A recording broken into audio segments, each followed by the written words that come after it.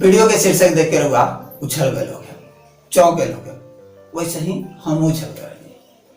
मालूम बा हमरा मन में तो पता ना कैसन कैसन ख्याल आवत रहल, का खेसारी अभी ये बचल बा, मतलब चाचियों के नहीं खलोक छोड़त। नमस्कार, हम भूषण सिंह और वो देखा तनी भोजपुरिया चौक।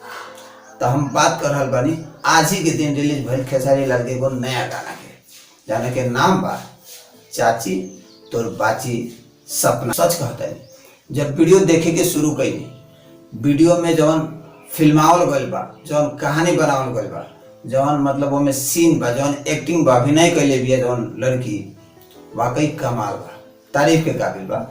और वीडियो देखने का बाद पता चला था कि ये शीर्षक सही बा कि गलत बा।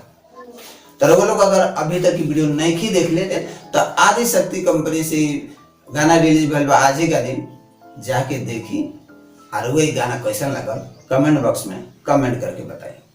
ऐसे ही मजेदार और जबरदस्त खबर देखेला भोजपुरिया चौक के सब्सक्राइब कर ली। वीडियो पसंद आए लोग तो लाइक कर दी। अगर वह खेसारी के फैन हैं तो ये वीडियो के अपना दोस्तन में भी शेयर कर दी।